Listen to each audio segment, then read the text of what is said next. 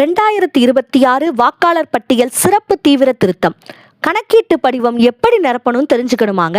இந்த படிவத்தில் மொத்தம் 5 பகுதி இருக்குங்க. இதில் முதல் பகுதியை நீங்கள் நிரப்ப வேண்டிய அவசியம் இல்லை. இது ஏற்கனவே நிரப்பப்பட்டு இருக்கும். இதில் 2வது பகுதி உங்களுடைய தற்போதைய விவரத்தை நிரப்பணும். பிறந்த தேதி, ஆதார் எண், கைபேசி எண், தந்தை, தாய், கணவர், மனைவி இவங்களில் யாருடைய பெயராவது அவங்களுடைய வாக்காளர் அடையாள அட்டை எண்ணையாவது நம்ம நிரப்பணும். 3வது பகுதி ரொம்ப ரொம்ப முக்கியம். 2002 அல்லது 2005 சிறப்பு தீவிர திருத்த வாக்காளர் பட்டியலில் உங்கள் பேர் இருக்கா? அதை அப்படியே அந்த விவரத்தை நீங்கள் படிவத்தில் நிரப்பிடலாம்.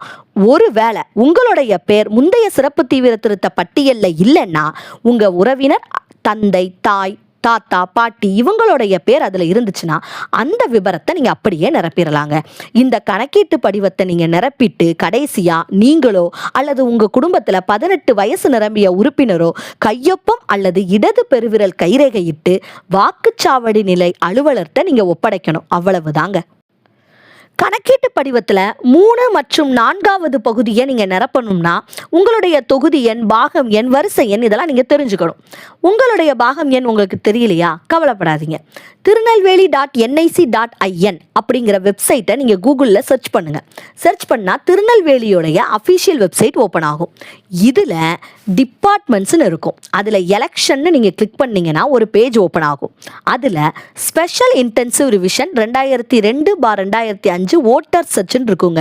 அதை கிளிக் பண்ணிங்கன்னா உங்களுக்கு 5 விதமான ஆப்ஷன் இருக்கும்.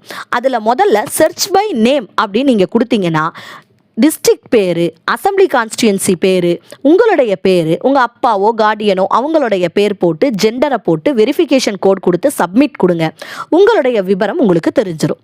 அது மட்டும் இல்லைங்க, அடுத்த ஆப்ஷன் சர்ச் பை எப்பிக். உங்களுடைய வாக்காளர் அடையாள அட்டை எண் வச்சு நீங்கள் சர்ச் பண்ணிக்கலாம். இதுக்கு நீங்கள் அதை கிளிக் பண்ணிங்கன்னா என்டர் யுவர் எப்பிக் நம்பர்னு காமிக்கும். ஆஸ் ஆன் லாஸ்ட் எஸ்ஐஆர் பழைய உங்களுடைய ஓட்டர் ஐடி நம்பரை நீங்கள் கொடுக்கணும். அப்படி இல்லை உங்களுடைய கரண்ட் எப்பிக் நம்பரை நீங்கள் கொடுங்க. அப்படி கொடுத்து வெரிஃபிகேஷன் கொடுத்து சப்மிட் கொடுத்தீங்கன்னா உங்களுடைய டீட்டெயில்ஸ் வந்துடும். 3வது option search by electoral role.